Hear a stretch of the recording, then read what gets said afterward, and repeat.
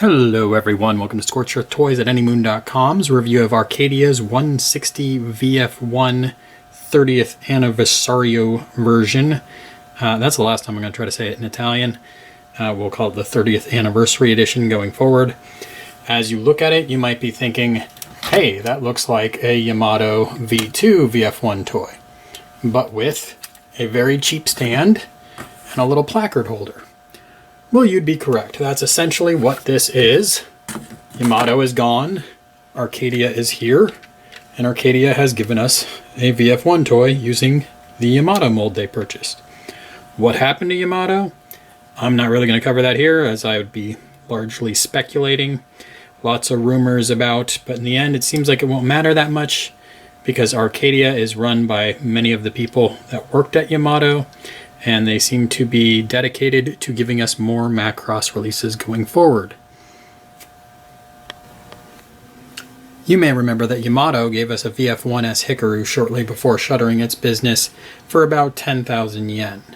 Arcadia is charging closer to 16,000 yen for their VF-1J 30th Anniversary Special. Now you know there's an extra display stand included with this toy.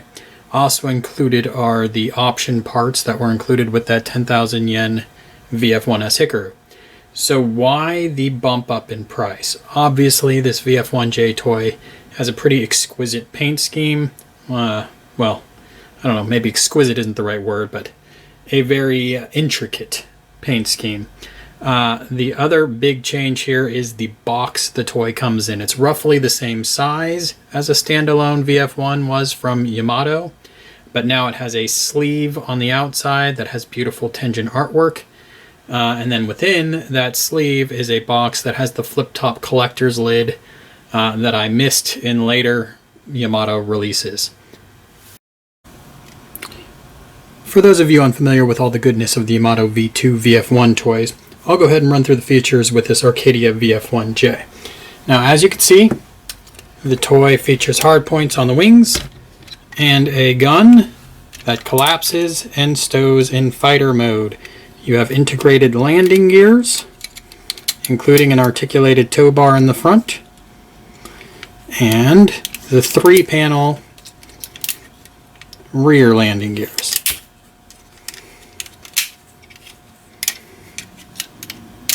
Not the easiest to open right now, but very tight seams all throughout the toy. Build quality is just top-notch, especially if you've been handling some of the cheaper releases from Bandai. These Arcadia and Yamato VF-1 toys are just a step above when it comes to manufacturing tolerances. So the hard points on the wing feature a twist point to install and remove. So once they're on there, you can't just pull away from the toy to remove this armament. What you'd have to do is twist it and then pull it off, like so. And there's been several people who have damaged their hard points, so keep that in mind as you handle the toy. With the landing gears down, you still have plenty of clearance for your gun. Now let's take a moment to admire the anniversary paint scheme. You have the UN Spacey kite in the back. Obviously lots of beautiful tampo printed imagery. There's also a water slide decal sheet included, which again might be part of the increased expense. You can see the paint lines that run all the way through and unify the whole scheme. Tenjin also designed this paint scheme, as well as the box art for this toy. Inside the opening cockpit is a well-detailed pilot figure. That's a step above what you see on, let's say, Bandai's DX toys. Okay, the other thing to note in fighter mode is that everything is locked together extremely well. This toy isn't flopping about in any way, shape, or form. Alright, let's transform this and look for some differences between the Yamato and the Arcadia. Having transformed the toy to Gerwalk mode, there won't be anything that will differentiate an Arcadia VF-1 to you from a Yamato VF-1 other than some markings on the toy, obviously the crazy paint scheme, and the tinted canopy. This is still very much a Yamato V2 VF-1 in Gerwalk mode. No surprises here. You can see there's some questionable things. There's the black paint here and then the gray plastic. It'd be nice if this top notch was also gray to match, but it's very minimal stuff. You get nice sweeping legs with a nice rotation point. The feet come out, give you some nice angle there. Everything is locked together extremely well. All of this is stuff you'd be familiar with from your Yamato V2. The gun extends, the handle drops down. Included are TV style hands that can grip that gun. Obviously the articulated hands on the toy could do that as well. They have a little nub in them that would fit in the handle. Otherwise you can just swap them out for the better looking TV hands. Very tight fit. There we go. You can take off this hand as well and put on a fist if you wanted to. So you do get two sets of fixed posed hands with this toy. But there you are. Gerwalk mode, no surprises. Okay, we're going to pause mid-transformation here to look at one seeming change between Arcadia's toy and the Yamato toy, but it's not really a change at all, as has been confirmed recently by Arcadia themselves.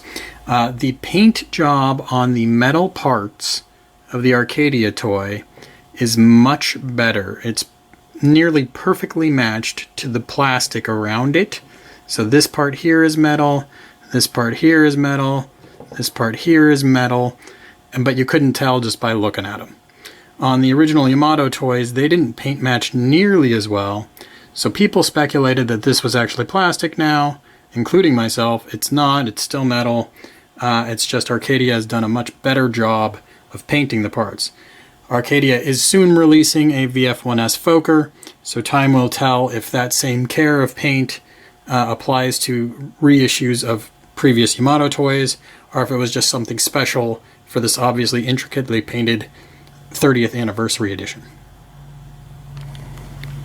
To install your side gap fillers, take the piece with a rounded edge towards the back.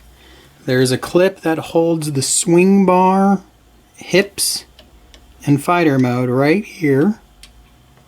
And you are going to take this rounded edge and plug it into that clip. So bring the part, put it roughly in the position you think it belongs in, and then just press upward until it clicks, like so, and then just bring your backpack down. Obviously you'd have to do this twice so you have it on each side, but once in place it should be locked very securely and it won't cause the chest to bulge forward. Installation of the gap filler behind the neck is pretty straightforward. Just take the piece, put it into the proper position and push downward. It should just slide right into its position. Then you have this trap door in the back. Just bring it down. It will clip into place. Everything will be locked in nice and tight. In Battroid mode, we have all the same goodness that you had with the Yamato V2, again without any significant changes other than the paint scheme. On the paint scheme, I've now installed the intake covers. The feet and the intake covers are both that dark gray that the back of the knee is. I kind of wonder if those shouldn't all be a black color to make everything a little bit more uniform. But again, paint issues aside, or paint choices aside, my only complaint about the Yamato V2 and now the Arcadia VF-1 has been this priest collar effect you get. It's especially brutal on this paint scheme because this little white triangle now appears up at the top from where it was previously as the tip of this triangle. It just looks obvious, looks kind of weird. Kind of accentuates the look that this toy is wearing a 70s tuxedo of some sort. Not my favorite. But besides the paint scheme issues and that little head issue, which obviously it does help because what you do is you push up the nose cone. That's what causes the problem up top, but it makes it so there's no problem below with your nose cone dripping down too low. I get that. I just wish there was some middle ground that they could reach. So you get a well-articulated, you have your Gerwalk joint still, you've got your knee that goes back a little bit further if you cheat and pull it out an extension. Obviously forward, twist point, ankles up, down, a little bit of left, right to them, but not really, well, not quite as much as you'd probably want if you were getting really aggressive.